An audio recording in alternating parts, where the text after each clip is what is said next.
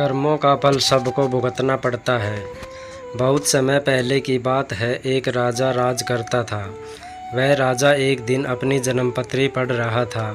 पढ़ते पढ़ते उस राजा को ख्याल आया कि जिस समय मेरा जन्म हुआ होगा उस समय कितने मनुष्यों का जन्म हुआ होगा, लेकिन वह सभी मेरी तरह राजा क्यों नहीं बने। राजा हर दिन हर समय इसी प्रश्न का उत्तर ढूंढने में लगे रहते, लेकिन उन्हें इसका उत्तर नहीं मिल पाता है। अपने प्रश्न का उत्तर पाने के लिए राजा अपने राज्य में बड़े बड़े बुद्धिमान व्यक्तियों को बुलाते हैं। राज्य में सभी बुद्धिमान व्यक्ति एकत्रित होते हैं। वे सभी इस सोच में होते हैं कि राजा ने उन्हें यहाँ क्यों बुलाया है। राजा सभी का अभिनंदन स्वीकार करते हैं और उनसे पूछते हैं कि जिस समय मेरा जन्म हुआ उसी क्षण में और भी कितने व्यक्तियों का जन्म हुआ होगा, तो उन सब व्यक्तियों में से मैं ही क्यों राजा बना। वे सभी राजा क्यों नहीं बने। सभी महान बुद्धिमान इस प्रश्न के लिए गहन सोच विचार करने लगे। वे सभी गहन सोच विचार करने के बाद उनके इस प्रश्न का उत्तर न दे सके।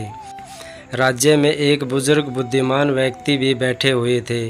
वह थोड़ी देर बाद बोले कि इस प्रश्न का उत्तर तुम्हें एक महान साधु देंगे जो कई वर्षों से एक घने वन में तपस्या कर रहे हैं। यह सुनकर राजा अगले दिन अपने सैनिकों के साथ उस जंगल की ओर निकल पड़ा। कुछ दूर पहुंचते ही राजा को वहां एक छोटी सी कुटिया दिखाई दी। जब राजा उस कुटिया के पास पहुंचा तो उसने देखा कि एक साधु वहां बैठा आग के अंगारे खा रहा है। यह देखकर राजा चकित रह गया। राजा ने हिम्मत करके उनसे कहा कि हे साधु, मैं आपको प्रणाम करता हूँ।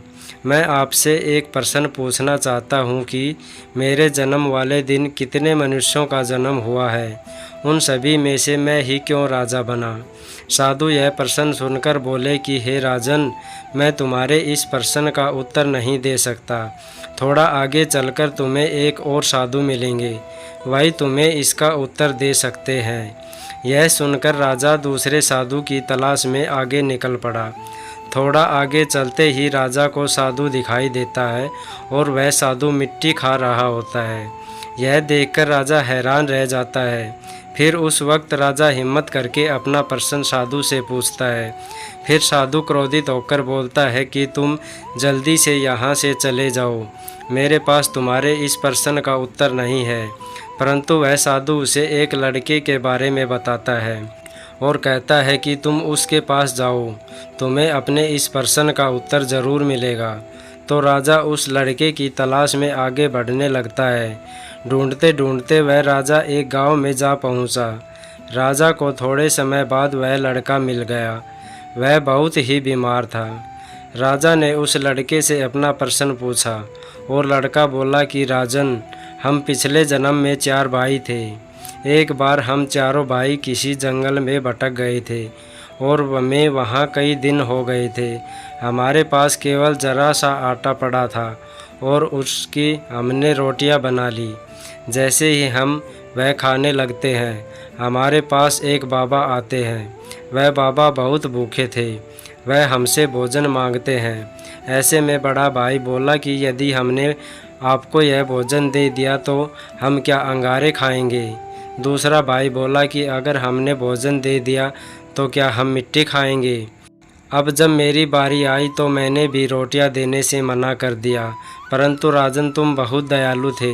तुमने अपने हिस्से का भोजन उस बाबा को देकर उसका पेट भरा और तुम्हारे इस पुण्य के कारण तुम इस जन्म में राजा बने। रास्ते में जो तुम्हें अंगारे खाते हुए और मिट्टी खाते हुए साधु मिले थे, वह दोनों तुम्हारे भाई थे। तुम्हारा तीसरा भाई मैं हूँ जो इस समय मौत के मुंह में हूँ। हे राजन, इसी प्रकार हम सभी भाइयों को अपनी अपनी करने का फल मिलता है। राजा को यह सुनकर अपने प्रश्न का उत्तर मिल जाता है।